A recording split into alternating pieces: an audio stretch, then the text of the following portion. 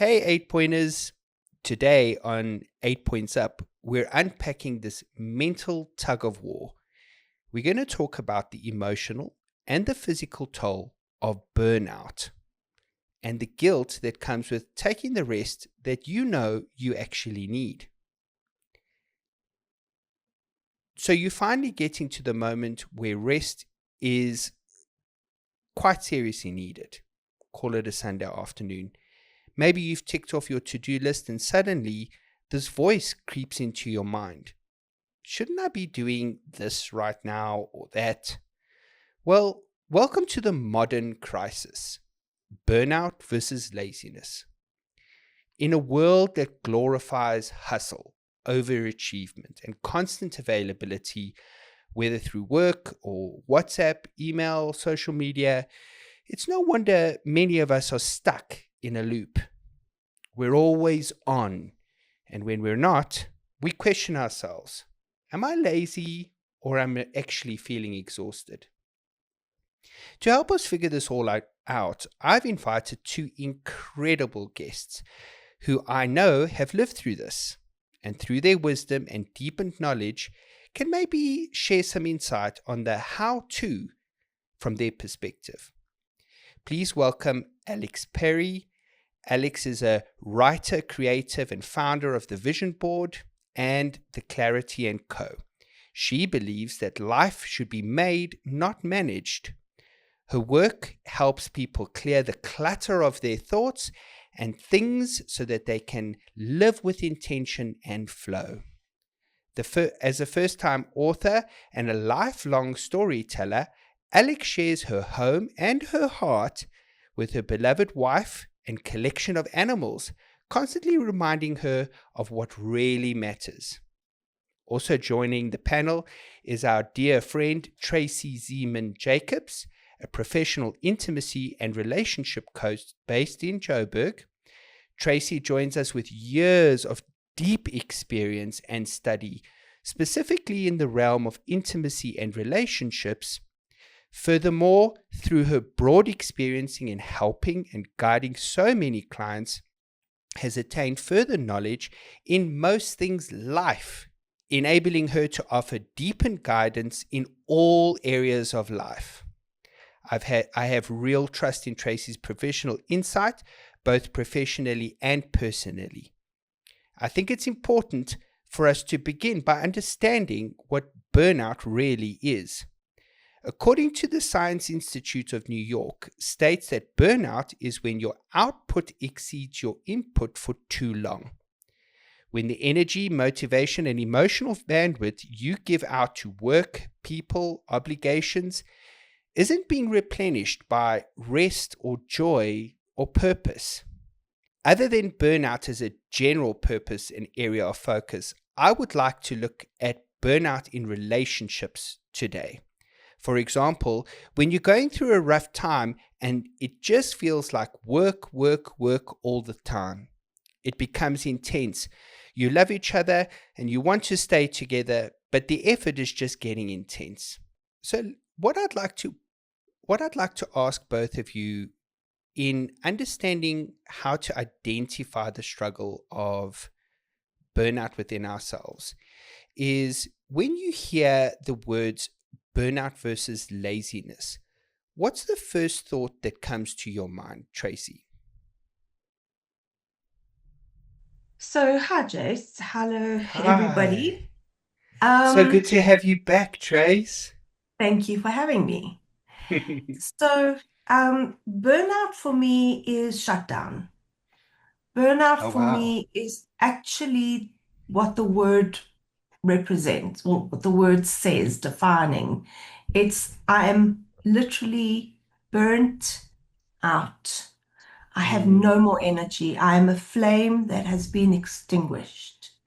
And laziness is that I have no energy, or laziness is that I have no motivation. I have no drive. So in a way, they are both the same. So, Trace, how do you how do you recognize within yourself that you are picking up burnout within yourself? Mm. So for me, I go into a little bit of, as I said, shutdown. And I Mm. find that I'm needing more and more time to just be quiet, to retreat into my sanctuary, my home. Um, Believe it or not, I am actually an introvert. So I like to Mm. recharge my batteries at home. I don't like to be with people when I'm in burnout. Some people Uh, actually like to recharge their batteries with people around them. yeah, For yeah. example, in COVID, I just retreated into myself. And other people were craving other people, and I Mm. just was happy just to be on my own. You know, it's funny that you bring that up because as I'm getting older, I'm starting to realize that I also am more introverted than what I would have thought historically. I find that time on my own, spent reading or just relaxing or whatever the case may be, really recharges my battery self. So I can totally relate to how you feel with that. Alex, welcome back. The question that we posed to Tracy was, when you hear the words burnout versus laziness, what's the first thoughts that come to your mind? Thanks, guys. Sorry for the sketchy connection, but so wonderful to be here with you both. I think the first question that I ask myself is it's not how do I manage what's going on, it's what am I saying yes to that's creating this feeling of overwhelm. I think we are constantly consuming news and notifications and things. And to Tracy's point, I think sometimes we just need to give ourselves permission rather, to switch off. I mean, I'm not sure if you remember, but a couple of weeks ago, we had in the media a guy called Fred Ramsdell who won a Nobel Prize. And he took himself off for 2 weeks, switched his phone off. And I kind of think, well, if a Nobel Prize winner can switch off, then so can I, and not feel the guilt in giving ourselves permission to, as you both said, disconnect. It's about how we're managing our time and what we're saying yes to, which means we can also say no to some things that aren't ours to pick up, if that makes sense. 100%. I think I remember you telling me the story. Wasn't this the guy who won the Nobel Peace Prize and he wasn't even aware of it because he had switched his phone off for 2 weeks? That's exactly right, Jason. We did actually discuss it. And the funniest part was he'd been gone. He switched his phone off. His wife then had to be the one to say, "You've won the Nobel Prize." And he said, "No, I didn't." And she said, "I have proof that you did." 100%. So you say that, you know, we need to learn to switch off, and I completely agree with you. I think that one device that is a device that is just becoming, for me personally, all consuming is my mobile phone. Whether it's social media or checking emails or the never ending WhatsApp conversations, sometimes I also feel completely overwhelmed by the constant need to respond, right? To check in, to, death scroll on social media.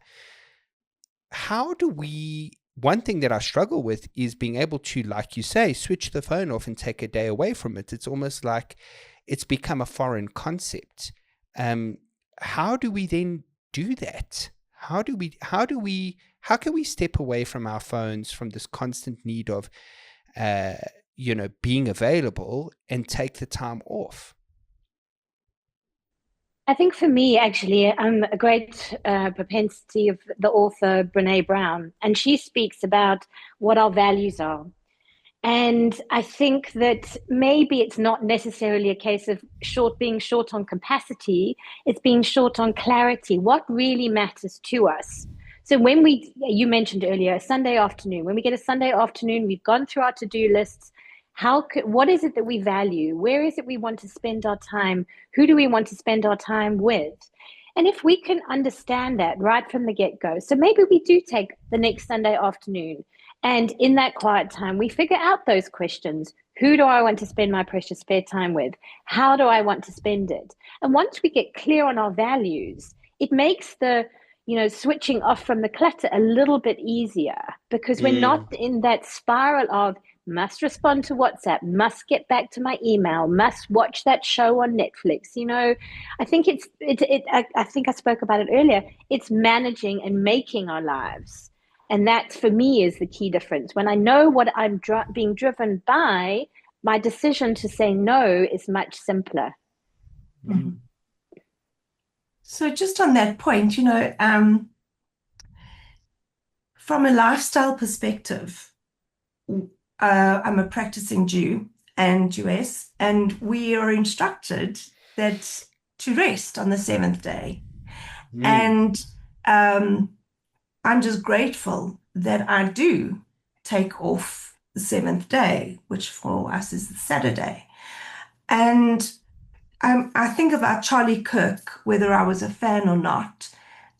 He wasn't Jewish, but he took off the Sabbath, being inspired by Judaism, Jewish religion, and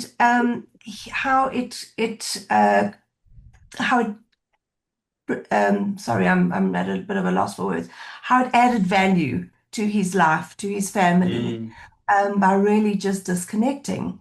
And what always amazes me is, so I am a member of various organizations and associations, and so I don't switch off my phone, but I certainly don't respond to any work-related WhatsApp emails.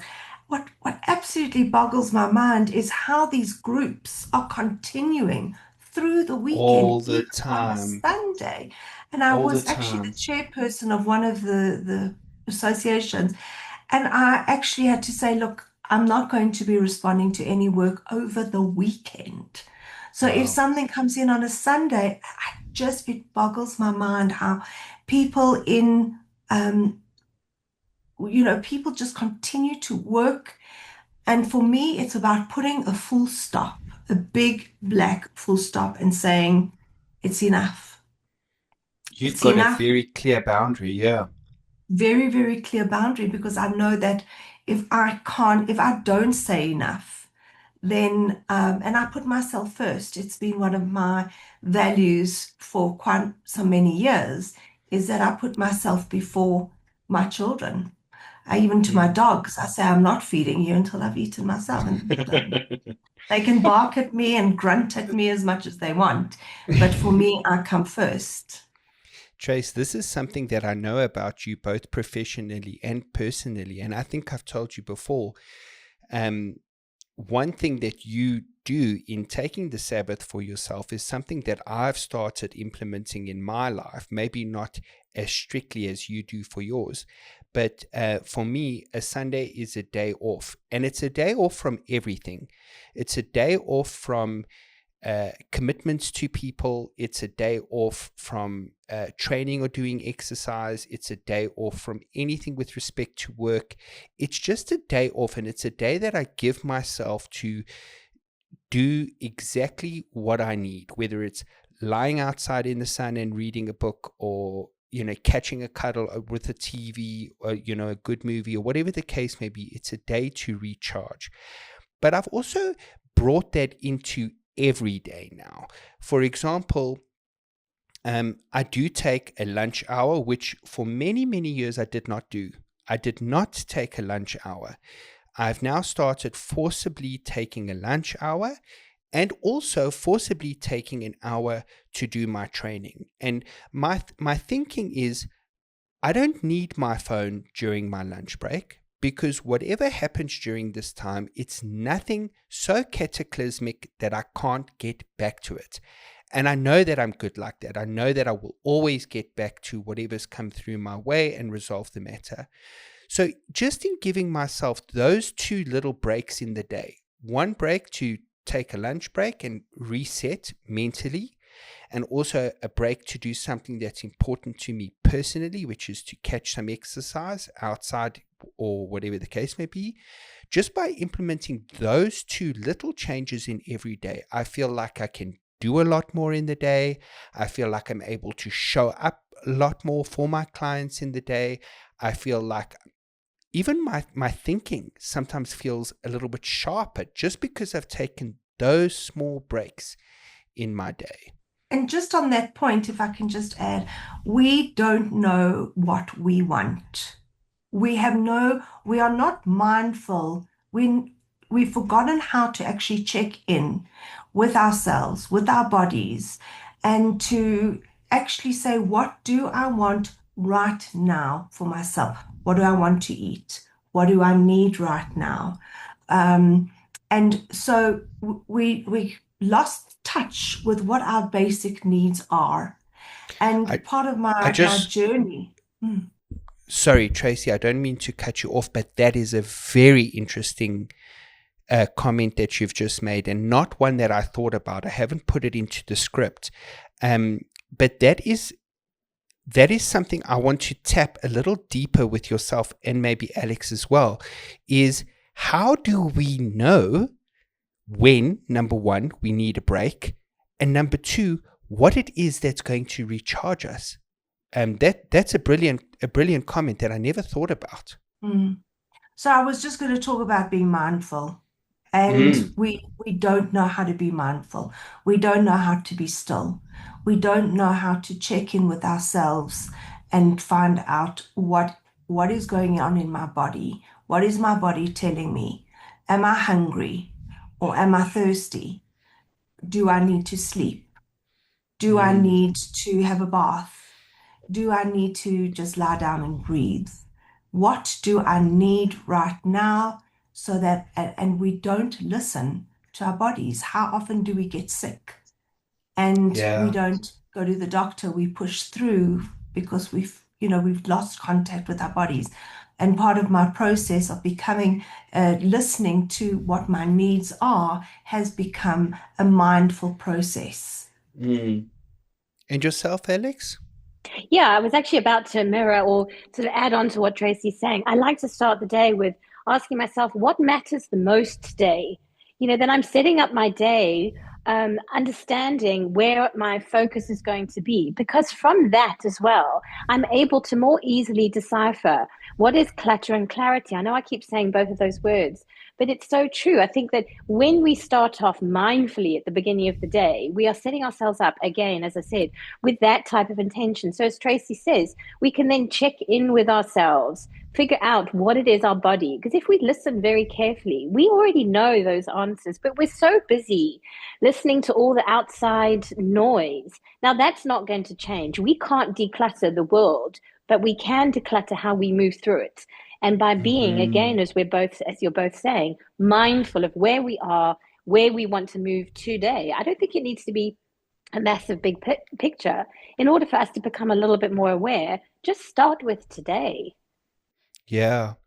I think starting every day with intention is absolutely fundamental. One practice that I have, well, a practice that I have is every morning when I wake up really, really early, I take the dogs for a walk around the park. And during that time, I just basically set out what the goals for the day are. And also, maybe in line with what Tracy's saying, try and be mindful of how much the day has to offer and how much I'm expecting to take from the day. Remember that there's only so many hours in the day, and I, as a person, only have so much capacity. So choosing what needs to be prioritized today, and including in those priorities, choosing myself as well to ensure that I'm getting what I need to make it to the end of the day, and prioritizing whatever needs to be done so that the focus points can be that. The effort can be focused at those focus points, and also I'm getting what I need to recharge and be available and be present in my day. So I yeah, agree, I agree. Jason. Sorry, I interrupted you. No, I'm finished. I also quite like another thing is so at the end of the day, I also quite like to write a list of everything that seems to be consuming me. And I figure out then what is mine and what is other people's. And I focus on what is mine to carry. Obviously, we want to support friends and loved ones. So it's not that we're now blindly sort of refuting any type of responsibility. But I think that we can't, I mean, we always say the same thing. We can't, in an airplane, we put on our own oxygen masks first. But Tracy mentioned that before. She has her Sabbath every single week. So she is regrouping for herself, and you have your Sunday, and we can do those in smaller ways. As I just said, write a list if you're a list type of person, figure out what is yours and you can and will pick up, and then leave the rest for any spare time or any gaps you have. But focus on what is ours and ours alone to begin with, I think helps. So common cause. Oh, sorry. I know you have an agenda, Jay, and I'm just thinking about your walk in the park, and I want to take it one step further. What if you weren't to think about your goals for the day? What if you were to take off your shoes and take a moment to feel the grass beneath your feet and to look up at the beautiful sky and to smell the air around you, even if it is dog poo? You know what? I haven't thought about it. Honestly, I haven't thought about this, and I'm willing to give it a try. We need to put a full stop, Jay. We need to actually say, this is my time with the dogs. Oh, the pennies just dropped. The roses. This is the time. Mindfulness is about being still. It's about decluttering the mind and connecting with the body. And the only way we can do that is through smelling the roses, connecting with our 5 senses. What do we see? What do we smell? What do we taste? What do we feel beneath our fingertips, our feet? And what do we hear? I don't know if I've repeated all of them, but really just feel the grass beneath my feet, look at the sky, look at the trees, smell the air, listen to the birds, listen to the dogs. I've got to say, you've actually taken the words out of my mouth, because I think you are dead right in what you're saying. I think I use that time to set intention for the day. But I agree with you. If I'm really trying to be more mindful and give myself space to reconnect, taking away the practice of building, like Alex says, the to-do list during that special time in the park with the dogs, I'm going to give it a try. I'm going to give it a try to walk through the park, just enjoy the time with the dogs, and, setting the intention for the day and working out what's important and not to prioritize. It's 10 minutes, I can do that in another space, I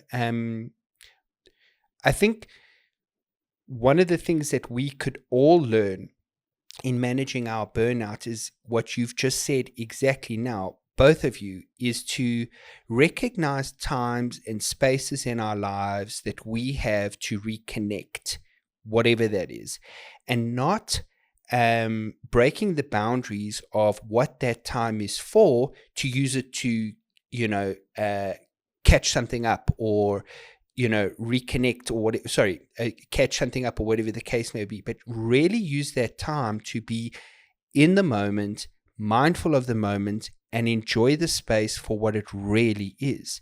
And like you rightfully pointed out, I'm making that mistake. Yeah, Alex.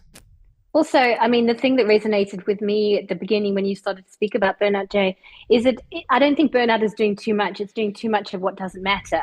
And as you both know, I'm currently fortunate to be in Italy. Wow. And during the afternoons, certainly where I am currently now, everything closes between 1 and 4 o'clock. And they take the time to have their siestas, do exactly what Tracy is saying, be in the moment. I do a similar thing in the mornings back at home as I feed my birds and walk my dogs in my garden early in the morning. And the words that resonate with me all the time are be here now. Because the one thing I absolutely know is we're not guaranteed a tomorrow.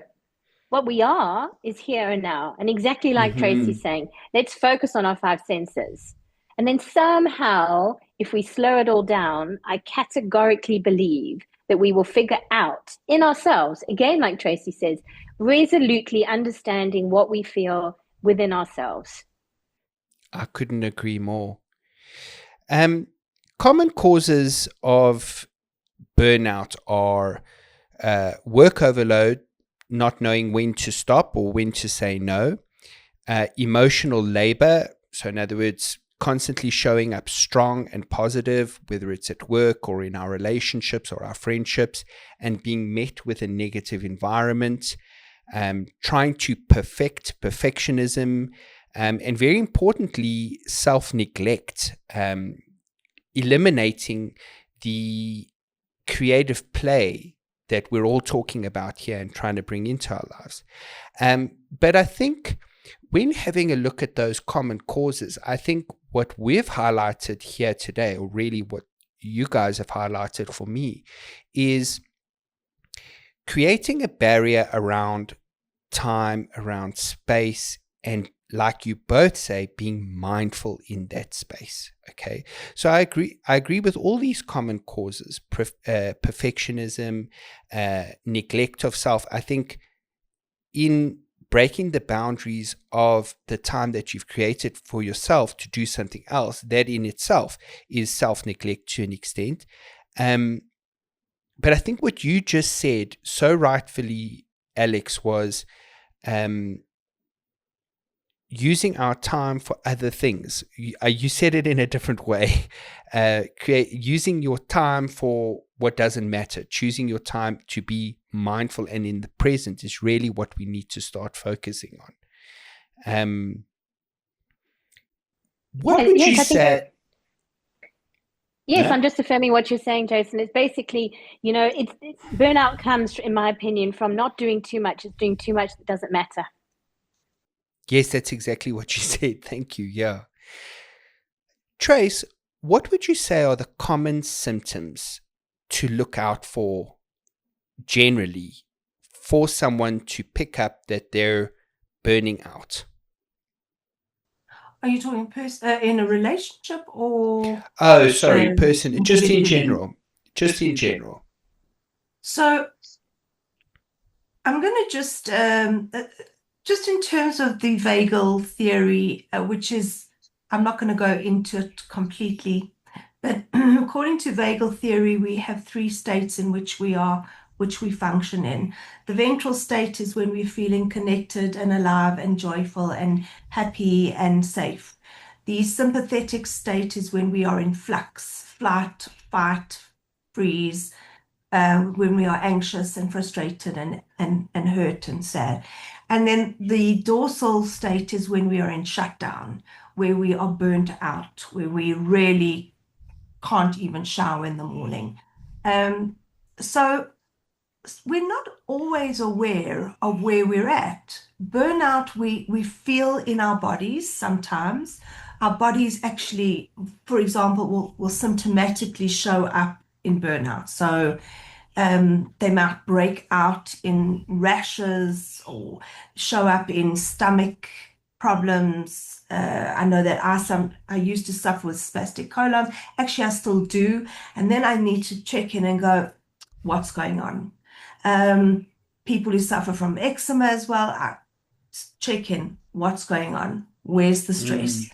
And so it's also, for me, shutdown is, it's feeling like pulling the covers over your head in bed and not wanting to get out. It's an unsafe place. For the world is an unsafe place. And it could look like laziness, but really it's just shutdown. I cannot. Do you feel depressed? Can you feel depressed? Can you feel depressed? That is how you feel. I mean, if you look at the symptoms of severe depression, is complete shutdown. Your body shuts down. You can't get up to brush your teeth. You can't feed yourself. That's severe depression. But then there are also cases of just mild depression where you have no interest in sex, you have no interest in socializing, you have no joy, you feel no joy in life. So like a general start to disconnect from what is your life. Yeah. You check out. So those are really the symptoms.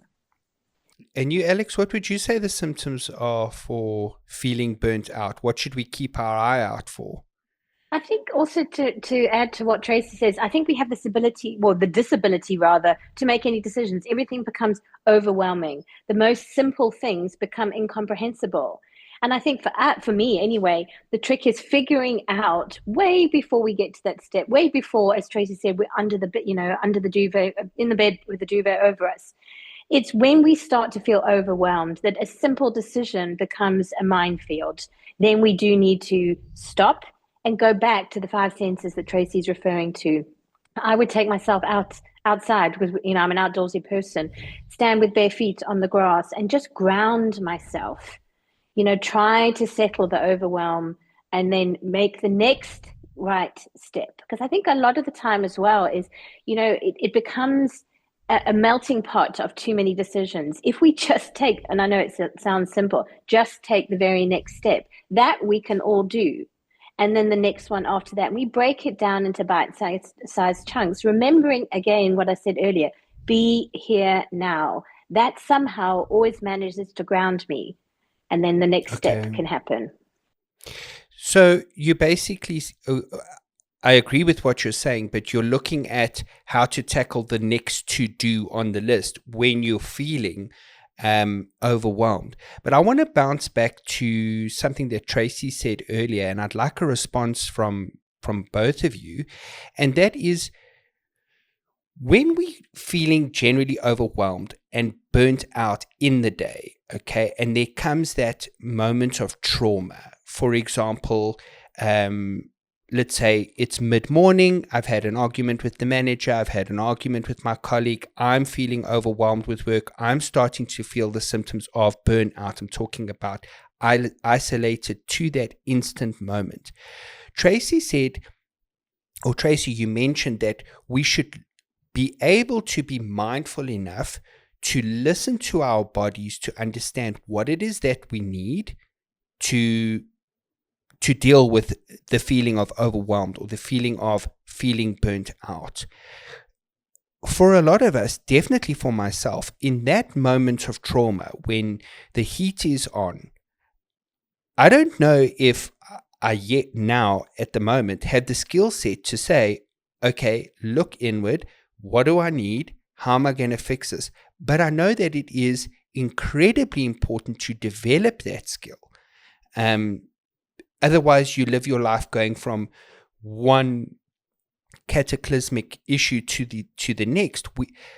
I think what I've learned in reading up on burnout and reading up on feeling overwhelmed in all these various spheres is that the environment around us is not going to change for us. We need to learn or develop skills to be able to navigate through this environment and still keep a sense of calm, keep a sense of clarity around us, and protect ourselves from getting to the space that we're overwhelmed, burnt out, and then these various symptoms like feeling completely depressed or whatever the case may be. So Trace, do you have any suggestion, like given the scenario that you've got Jason in front of you, he's had a rough morning, it's been a rough week, he's generally feeling burnt out as it is, now we're dealing with a trauma situation. How do I look inward to say, what do I need? So, excuse me, what's coming up for me is emotional regulation, how to regulate your emotions. And we are not all psychologists, social workers, coaches, whatever it is, but we need to learn that. So whether we need to go and seek help in terms of how can I regulate my emotions, firstly. Secondly, we are human and we all get pushed to a point where we lose it. The point is that when we are feeling that our lives are unmanageable and that, as you said, we are just on this roller coaster of repeating unhealthy behavior, especially in a work environment or even at home, that's when, we need to say, okay, I need help. First thing. Second thing is in putting the full stop at some point. So In terms of the vagal theory, and I'll do it very quickly, we're in dorsal, we're in shutdown, we're in trauma. Okay. In order to get to the ventral state of feeling joy, aliveness, creativity, safe, and connection, we have to go through the sympathetic state, which is flux, fight, flight, freeze, fawn. The new one is fog, to understand what is going on. And then once we understand, we name it. This is anger, frustration, pain, hurt, whatever it is. Then we can say, right, this is what I'm feeling. Let's move into a state, a ventral state, which is of mindfulness. And if I'm in mindfulness, I can breathe, I can activate the parasympathetic nervous system, which is responsible for the secretion of oxytocin, serotonin, and dopamine, which are the love hormones, the feel-good hormones. So I'm shouting at everybody around me, and my life is becoming unmanageable. I'm experiencing physical symptoms of perspiration, heartbeat, rapid heart rate. I am getting red in the face, and I'm feeling like I'm going to faint or have a panic attack, whatever. That's my body's response to stress. Okay. And so it's at that moment that I need to go, whoa, whoa. That's about self-regulating. Whoa. Okay. Full stop. Go to the office, shut the door, switch your Yeah. phone off. Now I know this is anxiety, frustration. I've named it. Go to the office, switch the phone off, close your eyes, put your feet on the floor, feel your desk, start breathing, and get into a state of mindfulness. So you've gone from shut down to a state of into your sympathetic state, which is the fight, flight, freeze. And then once you've recognized, you've named it, you can then take yourself into a ventral state of mindfulness, breathing, to feel that to feel that connection and feel safe again. So just to go back to the dorsal state, dorsal is feeling unsafe. So when you're throwing your toys out at work, you're feeling You're not unsafe. feeling safe. You're not safe. Yeah. So but you can't go straight from dorsal to ventral. That doesn't work. You have to name what's going on in the sympathetic state. I think we've unearthed a real lesson for anyone watching this, and that is, when you're in when you're in a state of general burnt out, right? A lot of us get to that place because, as you say, and as Alex said as well, we're not self-regulating. So like Alex, for example, when she says that she's feeling whatever the case may be, she goes for a walk outside. What you've just suggested in an office environment is to take yourself out of the heat zone and go, count to 10 and cool off. And I think in that moment, breaking the cycle of whatever you're in, and by the way, burnout, from what I'm understanding from you guys, is where that cycle is repeating over and over and over again without being managed, can bring you to a state of complete exhaustion, burnout, and then everything else that comes with it, depression and the rest of it. So by implementing structured change, so for example, if we're in a trauma state but if we're in a state where we're feeling overwhelmed and feeling like everything's too much, break the cycle, catch your breath. In that moment, take a breath, look within yourself mindfully, and see what it is you need to feel better. Am I on the right path? Am I understanding? Yeah, 100%. I think one thing that when you're both talking now that has just resonated with me is I think a lot of the time we think of burnout as if it's about time.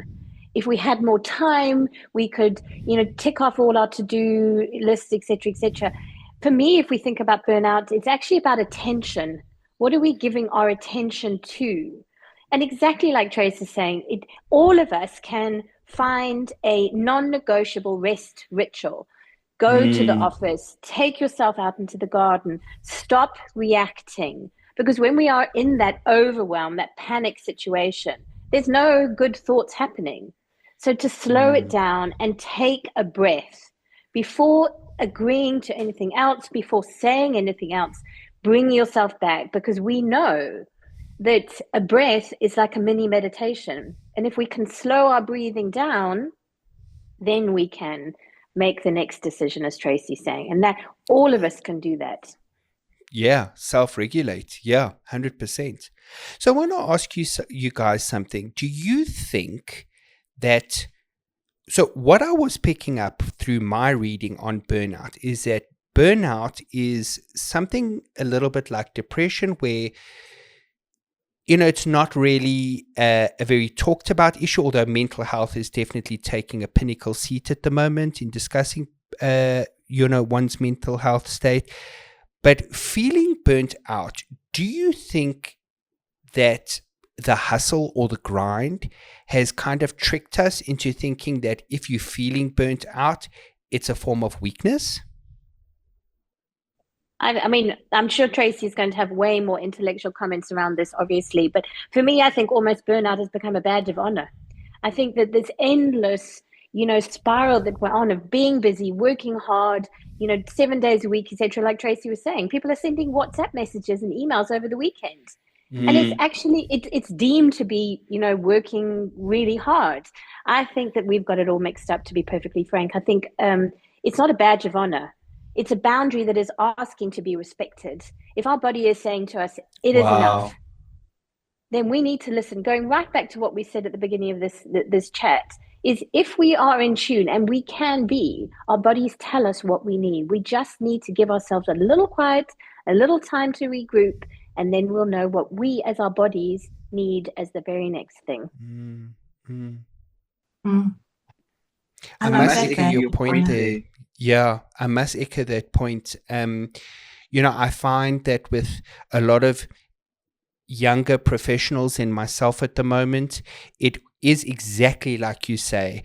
If you're getting to the weekend and you grinding on your Saturday and you're working until 8 o'clock every night, I'm not saying there's anything wrong with that, but what I'm saying is that when you get to the point that you're working until 8, 10, 12 o'clock at night and you're working your weekends in and physically you can't anymore, I find that with a lot of the youth of today, it is that badge of honor to get up half broken and still, grind as hard as they do, and they can't. And this is why young professionals are at the state where they're burning out so quickly. I agree with you. I think it is seen as a badge of honor to get to that point of breakdown in order to learn from it. Yeah, and if we what's the word I want to use? If we show that actually taking the rest, we mirror, people learn from our behaviors. If we show that you can be just as successful and take your Sabbath, and you can be just as successful and finish your day at 5 o'clock, because you are actually choosing yourself to come back the next day fresh, full of ideas, ready to roll. You're not bringing half your energy and thought processes. 100%. Yeah. I just want to jump into one. So, Tracy, we recently had you on to discuss emotional disconnect in our relationships, and having you on with the show with respect to feeling burnt out made me think of a topic that I want to raise with you, and that is what I picked up from a lot of the audience and a lot of the comments that we got, some feedback that we got in letters, etc., is you're in a relationship, you want to be together, you love each other, but there's a lot of work that's got to be done. There's a lot of figuring out that's got to happen in order for you to stay together, right? But that work just starts to feel like work. And eventually you feel like, you know what?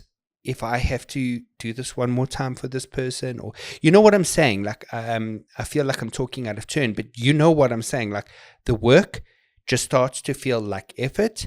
The effort starts to tire you out. You feel exhausted from it. And then I don't know if I'm terming it right, but you get relationship burnt out. Is that something that you see? Sure. And couples often will check in and feel emotionally drained, Mm, as mm, well as physically drained, mm. emotionally exhausted. Which, if you listen to that word, they've just have no more air in their balloon. They are tired of trying. Yeah. Yeah, they're tired of having the same conversations over and over and over again. They've reached saturation point, you know. So it definitely shows up. And the fact that they even still come for therapy is like, wow, you do actually have that tiny little bit of air left. Mm, Um, but they're tired. And mm. what happens is they check out. Couples tend to check out, and then it's, you don't love me and you don't care about the relationship. But it's really, I care so much, and that's why I'm feeling exhausted from trying. All the time. And more to Alex's point of the decluttering one's mind. Can you declutter in a relationship environment and say, what I'm trying to ask is this. If you're in a relationship, right, and there's work that's got to be done and the work is just getting exhausting, how do you get back to the place where you're like, let's declutter the detail and let's just focus on being happy together? How do you do that? Well, I mean, for me, it may seem trite, but I start and end the day with my partner, setting the intention for the day. And at the end of the day, we ask each other, what was the best part of your day? Because then we're focusing on, what we did, focusing on the good things, because there will be 100 things that could have gone wrong. But to top and tail our day together by saying that, we're putting the noise aside, we're putting away the gripes and things, and we're focusing on the best part of our day. It ends the day, we go to sleep, we have good thoughts, and it may sound a bit trivial, but for us it really, really works, that we are just Mm, focusing on one thing, because one thing becomes the next thing, and we start to change it, and the hard work becomes less because we're focusing on those things. Tracy's a relationship coach. I'm not beginning to give any relationship advice. I'm simply saying what works in my own life. Yeah, well, that's actually the point, is that we focus on the positives. Mm. So, Jace, when you were talking about sitting with this couple who are sitting with so much clutter that they don't know really where to begin. So, as Alex was saying, like, let's focus on why you're here. Let's focus mm, on what you want to achieve, and let's not lose touch, lose focus on what you want to achieve. And sometimes it's very important to get into the clutter so that we can work through the resentment and the anger and the shame and whatever's coming up. But we have to remember why we're doing this. And that is because we want more connection. We want more overall intimacy in the relationship, and intimacy is connection. mm, mm, And Mm. also, Trace, to your point, like when you clear the clutter, you find out actually what truly matters. And the clarity isn't about controlling, it's about choosing what deserves your energy. So, wow. sometimes you do have to kind of part the sea, for want of a better description, and reveal what actually, if you're going back to relationships, what was it that first attracted you? What is it that matters in your relationship? Because the rest is noise. And Jason, you said this earlier. The world is not going to calm down or quieten down. We have to learn to move through that world more mindfully, again, as Tracy said. Mm. I learned recently in my life, actually in as far back as 2 weeks ago, and I did a short on it, a reel on it. Forgiveness isn't in the detail. And I'll tell you guys how I came about that lesson for me personally. A friend of mine and I had a gripe going on for a couple of years. We both really love each other and we both really want to be mates, but there was things that needed to be discussed. And after so much time had, gone by, I just realized that, number one, I wasn't sure that I could remember exactly what the detail was that got me here. Number two, I don't know how important the detail or how relevant the detail is even anymore. Not to be dismissive to any of their points or my points, but I just didn't know if the detail was as important as the act of forgiveness. And so I learned in that is that for me, going into that conversation to, put our friendship back on track was to say, at this point, forgiveness isn't in the detail. I'm just here to figure out the path moving forward. So in that instance, we did mutually decide, okay, let's just forget about everything. Let's forget about the detail. In no way am I saying that sweeping anything under the rug is a solution to anything. But for us at that point, to declutter the issue and just say, I'm sorry, you're sorry, let's move forward. For us, that was really what helped. Tracy, I don't want you to think I'm advising anyone to sweep anything under the rug. Yeah, my only concern is what happens when you tick each other off again. It's like, so here's the thing is that you have the problem, but the problem that presents is not actually the problem. The problem is the problem. And the problem might be that we need to talk about why we're being triggered and where does the trigger come from. And I mean, I'm not going to get into all of this, but it's almost childhood trauma that we need to look at. What is this person triggering in me that that I need to tell that person about? So that person realize I need to be aware of what is triggering Jason, right? Because if I do or say this, it's going to trigger Jason, which reminds him of a time in his life where he felt that feeling. And because I love and care about him, I'm not going to do that again. Wow. Okay. So the problem is not the problem. The problem is the problem burning underneath. Yeah. It's the problem that exists from history. Does that make sense? Because Totally. if you get triggered again, or if he gets triggered again, what's going to stop you from saying, Zen, forgive each other. We said we're going to call it a truce, because then what happens is just resentment builds up and we push it under the carpet, and so the carpet gets higher and higher and higher and higher. But that's for another discussion. Totally. Can't wait for that one. Yeah. So in ending off today's conversation, I just want to jump to Alex and say ask you, to any viewer watching here today who could possibly be feeling, that feeling of dread, that feeling of overwhelm, that they could possibly be experiencing signs of burnout, what would you say? What advice would you give them? I think for me, it's important that we remember that burnout isn't about time. It's not about creating more time to get through, our long to-do list. It's about the attention.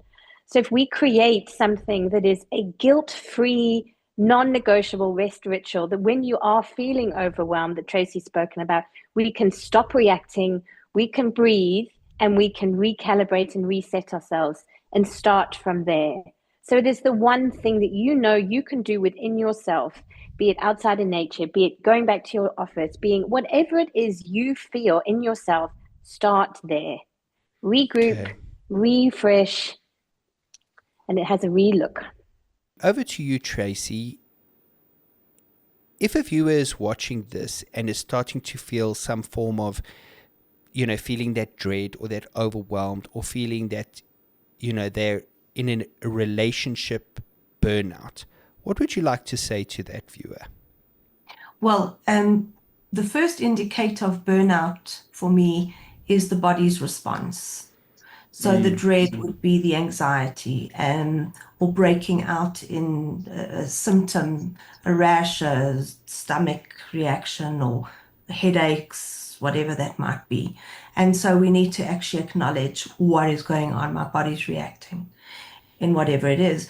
And then take cognizance, as Alex said, take cognizance of what is going on and take time to reset. The other thing, we are in relationship, not necessarily only in couples relationships, but in relationships with everybody in our world. And so hopefully we have a partner, or we have a boss, or we have a manager who can gently take us aside and say, I notice that you're not the same. You are reactive, or in a gentle way, is there something I can do to help? Is there I something love you'd like to that. talk to me about? In a partnership, it's very easy for the other to become, to start blaming themselves and to take things personally. So if you can step out of that self-blame, or what am I doing, or to rather just step into your partner and lean into your partner and say, I see you battling, you're suffering, what can I do to help? Would be a way of noticing instead of taking it all personally in a relationship. In our everyday lives, whether it's at work or within our relationships or just generally speaking, burnout is something that's real for all of us, and something that we all could do well learning how to manage. Remember, the environment around us isn't going to change. We need to learn how to navigate within that environment. If you feel that you are battling, I urge you to reach out to professionals, people who you can talk to about what's really going on and how you can better cope with your day. Life is worth living and not feeling burnt out whilst you're doing it. Thanks, everybody. Until next time.